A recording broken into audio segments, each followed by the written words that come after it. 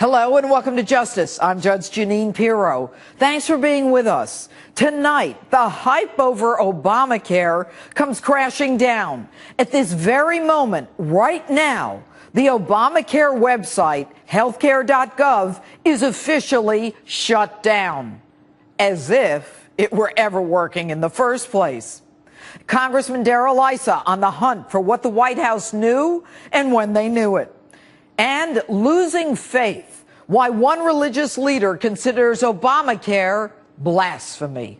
Plus, a Utah doctor accused of killing his beauty queen wife, my exclusive interview with his attorney. But first, to my open. Did the president lie? Did the president know? And if he didn't know because he wasn't told, or because he was hoodwinked, or worse, lied to, why aren't heads rolling? Why haven't people been fired? Why? Because that's not Obama's MO. What happens in this administration stays in this administration. Now, doesn't that tell you something? Do any of you really think he didn't know? Consider this. You've got a great job.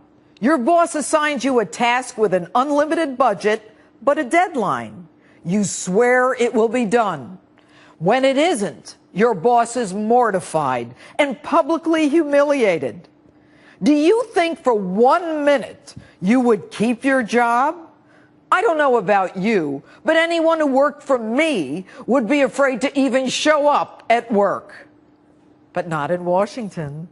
Not with the Obama administration. It's a badge of honor to simply say, I take responsibility. No consequences, no sanctions, and more often than not, a promotion. This week, as I sat in that Washington hearing room listening to Secretary Sebelius, who ironically is from Kansas, I literally thought I was in the land of Oz. Democrats were actually congratulating her on a job well done, thanking her for the millions of Americans who owe her, more than anyone else, a debt of gratitude for their health care. Really?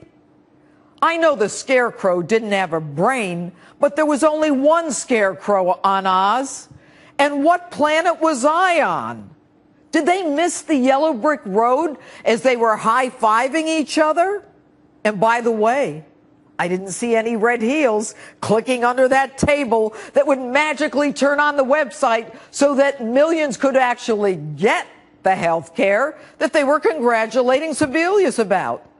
But apparently, their yellow brick road can only hold 6 people. Only 6 people? That means more people have walked on the moon than have signed up for Obamacare. And listen to this. Of those 6 that signed up, 4 have already died of old age. So it's only 2 left. But my favorite part of the hearing? It is the Verizon server that failed, not healthcare.gov, and it affected not only HHS but other customers. Now, I don't know about you, but I have Verizon. And my Verizon works just fine, thank you. And I've had no service interruptions since October 1st. But maybe the Verizon plan in the land of Oz is different than mine here in New York. Seriously? But of course, it's always someone else's fault. So why did they look us in the eye and swear it would be ready on October 1? Why the lies? If you like your doctor, you will be able to keep your doctor, period. If you like your health care plan, you will be able to keep your health care plan, period. We can't keep our doctors and we can't keep our health care plans. Mr. President, with all due respect, you lied to us. You sold us a bill of goods that puts many of us in a danger zone as we're being dropped from healthcare plans, and one that will only burden our kids for generations to come. And in your zeal to blame on others, you now have a new enemy for us, the insurance companies. Why is it, Mr. President, that you get it right What you want, you get right. If it's about you, like fundraising or winning an election. We had the president, to his credit, almost 7 weeks out, was saying, "Are we ready?" And to be told by the pros, "Yeah, this looks like it's all ready to go, all in line." And neither he and I are technology geeks.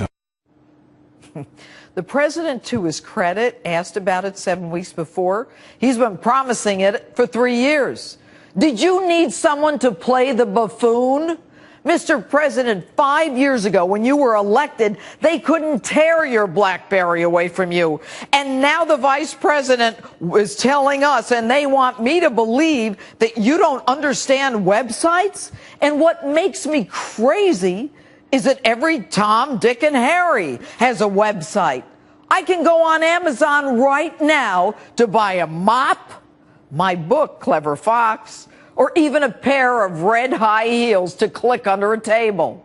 And not to digress, but the prosecutor in me wants to know why a contract for the most important program, the crown jewel in your administration, is awarded to one of the first lady's dear friends. Essentially, a no-bid contract for a defective product.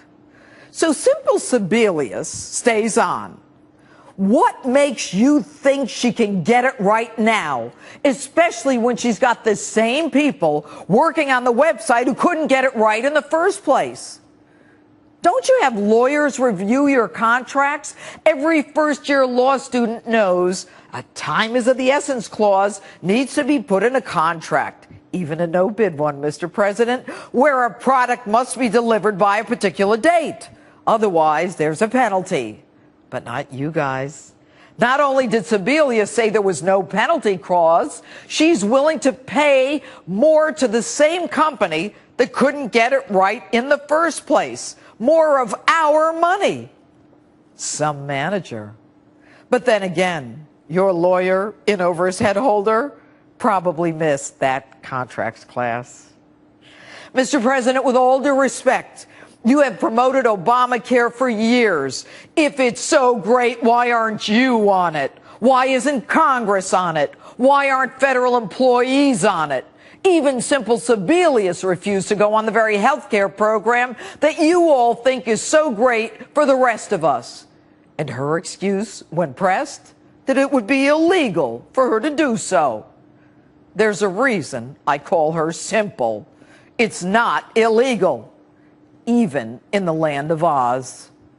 And what makes you think that you know better than we what is good health care for us and our families? A true leader leads by example. Instead, you look down your nose and dictate to the rest of us. You reign on high as you give waivers to your union friends, the ones who got you elected, while the rest of us face massive premium increases we simply can't afford for benefits we simply don't need, like maternity benefits and pediatric health care. In the past, poor people who couldn't afford health care had Medicaid. Now, you've made affordable health care so unaffordable that virtually everyone is now signing up for Medicaid. So here we are, a day late and $1 short, with millions literally without health care, and believe me, it's only going to get worse. So don't try to sell us your bill of goods. The website is not up and running. We can't keep our health care plans, and we can't keep our doctors. Stop telling us what's good for us. The truth? You've lost all credibility. No one believes you anymore. Maybe Hillary was right. What difference does it make? None of this affects you.